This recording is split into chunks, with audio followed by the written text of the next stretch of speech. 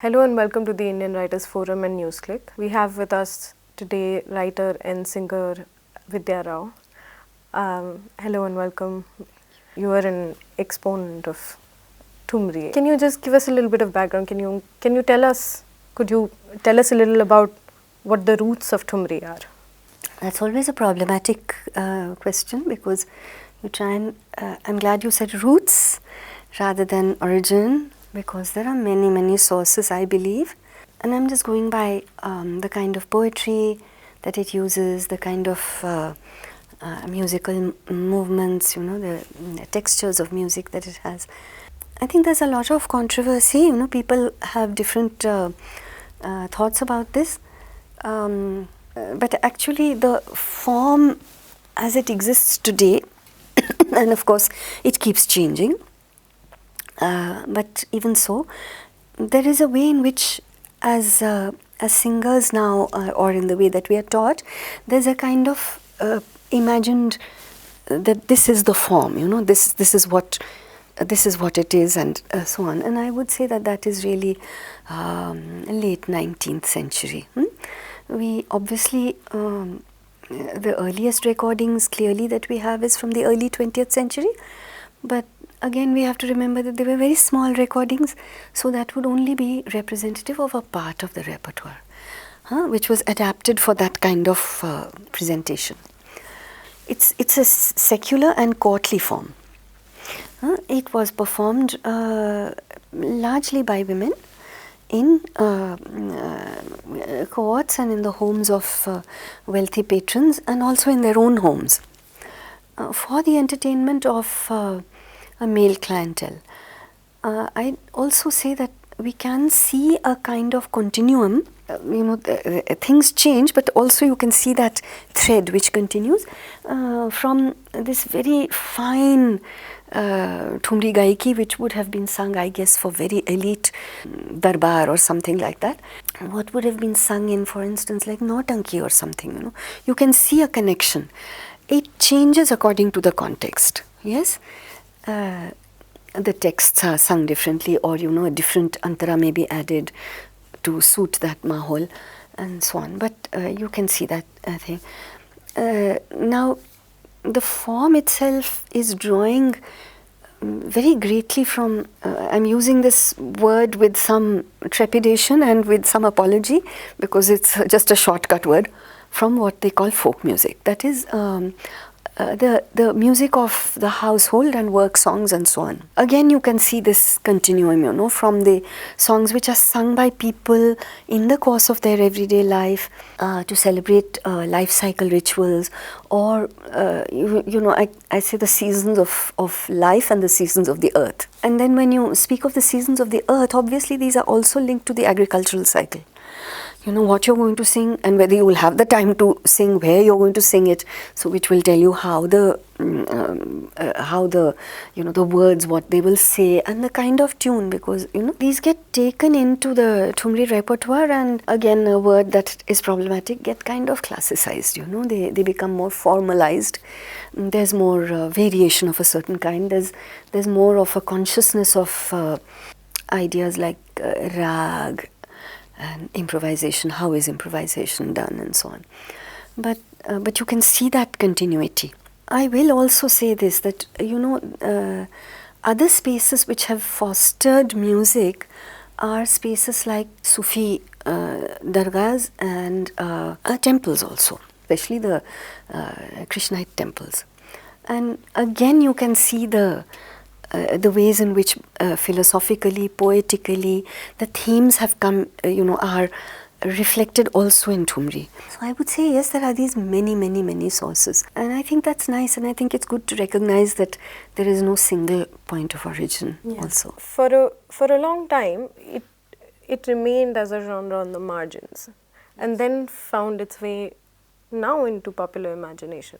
How would you say that happened? Okay, well, actually it was not on the margins in the early years of the 20th century, because as increasingly people are researching and writing on this, you see the women who were performing Thumri, their patronage came like from absolutely everyday performance, you know. And they were used to kind of thinking and working on their feet. And taking every opportunity. Now, you know the situation of women. Now, women singers, you know, it's an interesting thing when you think of the way they were regarded, and that is that they were really very highly respected. But of course, they were separate. They had a separate space. They were not entirely respectable. We know this, but they were very, very well respected. Of course, things began to change, but the space that they occupied was because they didn't have these huge lineages and things to uphold. I've always been interested in the way in which women actually, you know, we tend to, our lineages tend to be web-like, you know, they tend to go laterally rather than horizontally, you know. And I remember Veena Mazumdar once saying this, that when you speak to poor women and you ask them about the family, they will always talk about themselves, their children, their sisters, you know, it's kind of that way. But the men, and this is in agricultural communities, they will speak of lineage. You know, so it's more linear. But these women, their whole, you know, there's a very different way in which they have to survive. So they were quite comfortable with, for instance, recording. Whereas the ustads were not happy because they felt that, you know, then this will be sung and played this will be played anywhere, anybody will have access to it. और हम लोग तो ऐसे हैं कि हम दरबार में गाते हैं. We don't sing for everybody. But the women were kind of quite brave about this and quite cool because this is what they did. It's a space where people come to listen. In that sense, you know, when you look at early recordings and so on, not only Thumri repertoires, but also the women are the ones who are most represented. When a work, any kind of work becomes viable economically, then we know that it tends to move from women. Yeah. So, of course, once it became acceptable and things, then that changes. However, I did speak earlier about this issue of being respected but not respectable.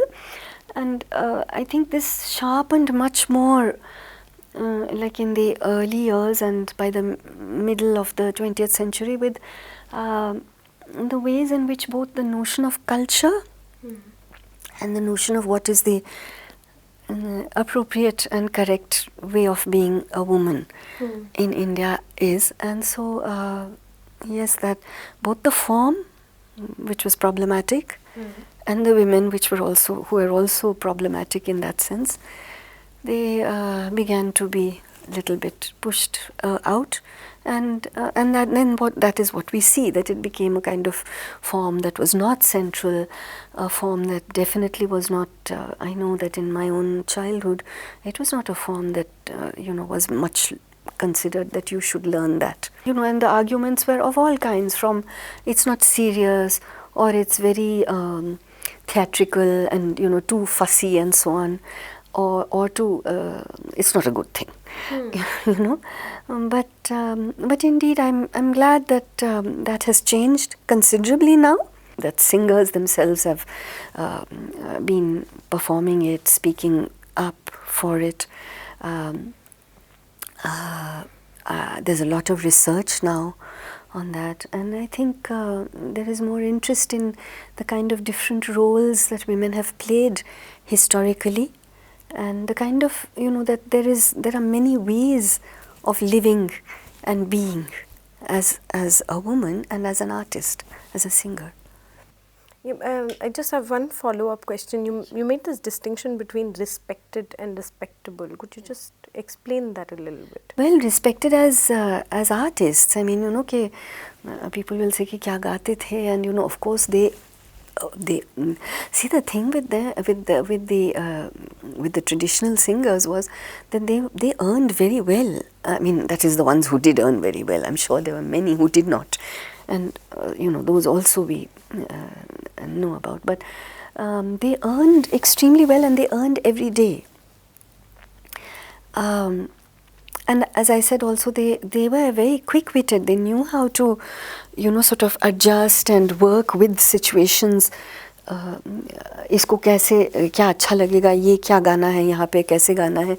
So they were very, very thinking on their feet literally, rather than, okay, this is the way I'm going to do it and this is the way I'm going to do it, you listen or you don't listen.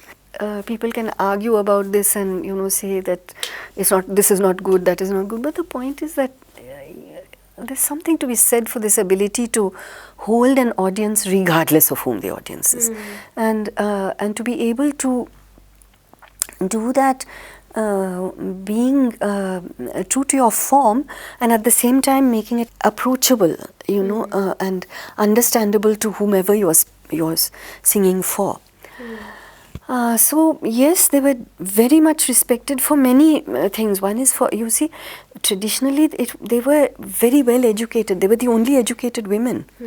Apart from music and dance, they were certainly trained in poetry and writing, trained in philosophy, apparently also many other things like archery and so on. But and also what they say, the ability to be hazir jawab and to make intelligent and witty also conversation, to hold the attention of the listener. They also, they also owned property. They owned land. They were either gifted or they bought land, and they passed it on to their daughters. So they were wealthy. They supported a whole economy actually was supported by them. But at the same time, they were not entirely respectable. And that has to do a lot with the fact that they appear in front of people and perform. I remember somebody saying to me कि बेहिजाब हम लोग सामने आते हैं, they are not married. There's no formal marriage of that kind, and yet they had relationships.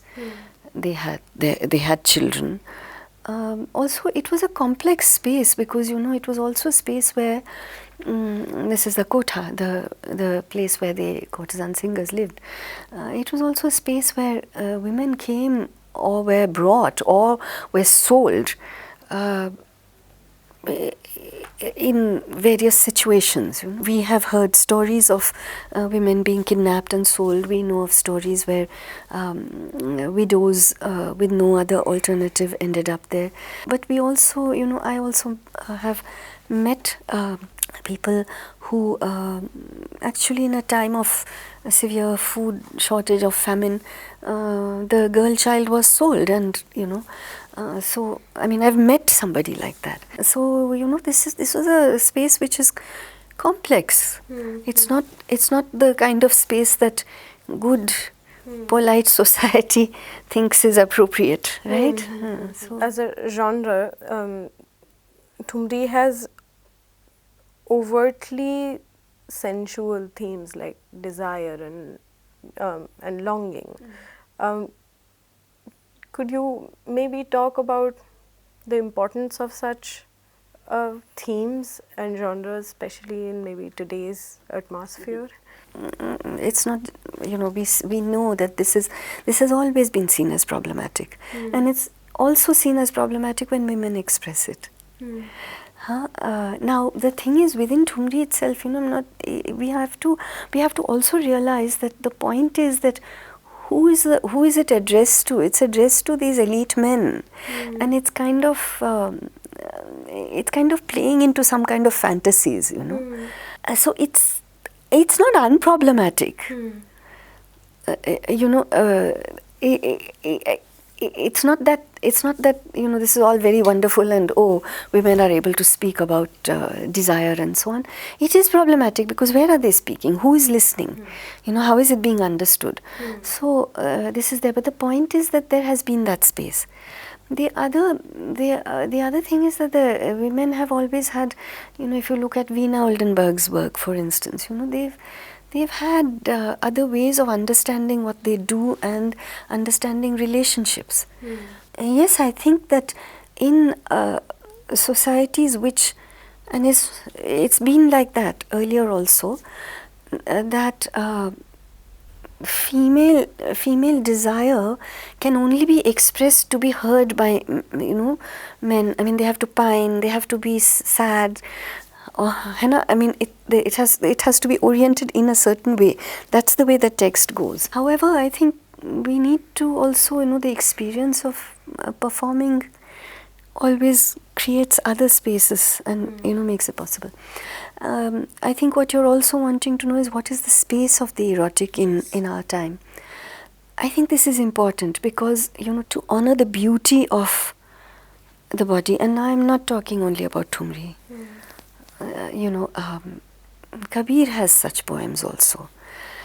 To honor the beauty of the body, to honor the body in its ordinariness. That it feels hungry. It needs. There are many desires. It's not only sexual desire. It needs food. It needs to sleep. It needs joy. All these things are there, and there is sexual desire. All these are there in the body, and to honor these,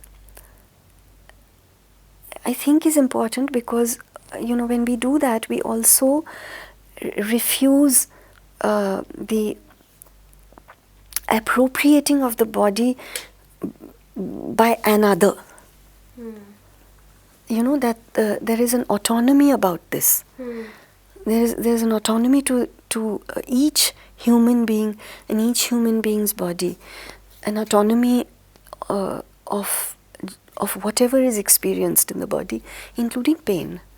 I think this is important in a world where things are narrowing, including emotions are narrowing. Mirabai and her bhajans also had similar themes, but as you said, there is a different agency maybe to it. So I was wondering, maybe you could talk about, these themes, but in two completely different. Are you asking about the kind of poetry of Meera? Yeah, in the sense that they also have similar themes, but in completely different contexts. So maybe you can tell us about a little about the difference in the. Okay, this is it.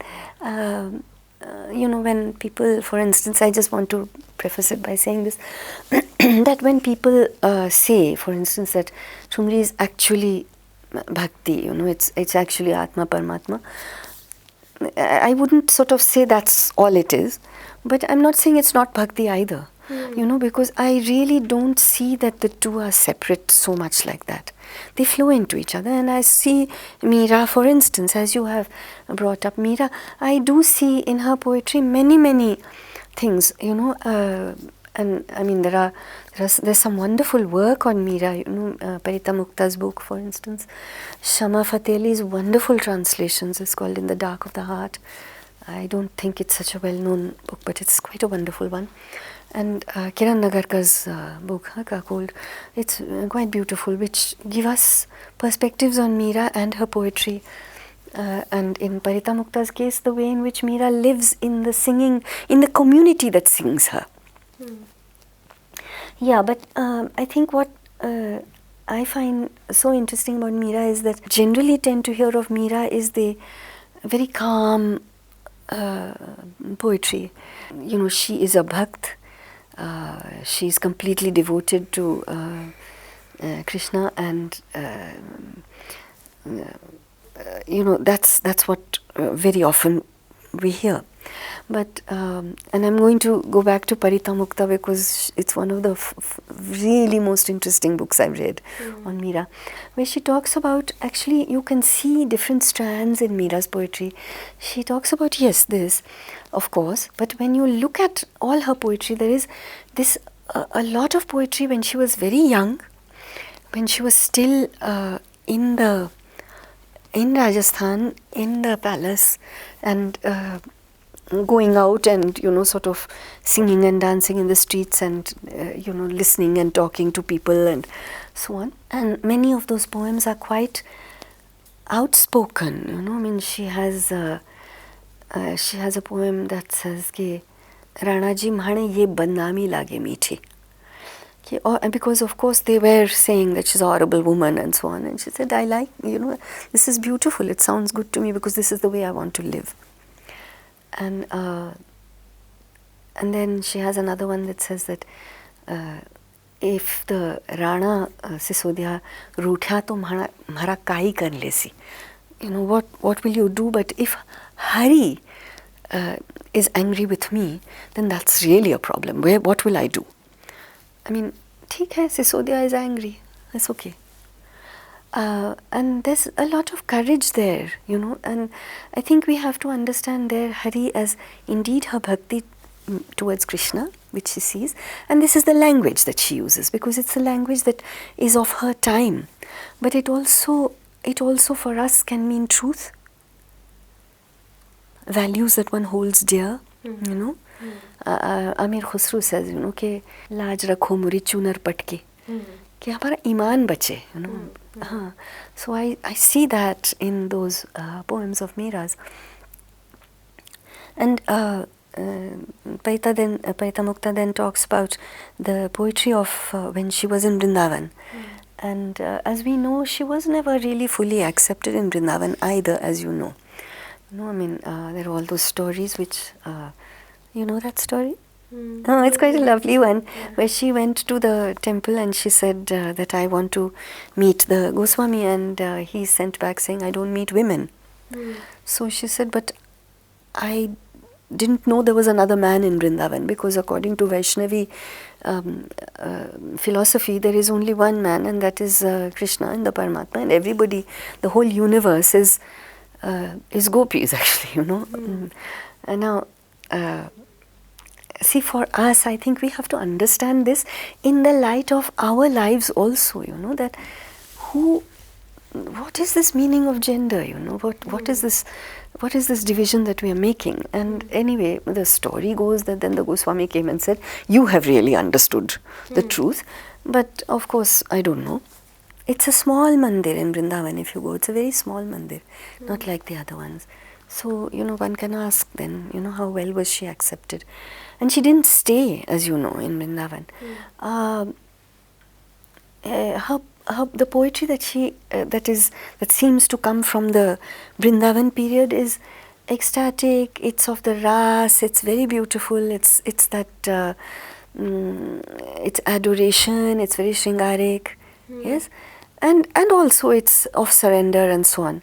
But Parita Mukta speaks of a third kind of cycle of poems that she has, which is actually when she left Vrindavan and was wandering, homeless in you know, these regions of the western area, you know, Rajasthan, Gujarat, and she really was homeless then, and she speaks of those poems as ones where Meera's vulnerability comes through, you know.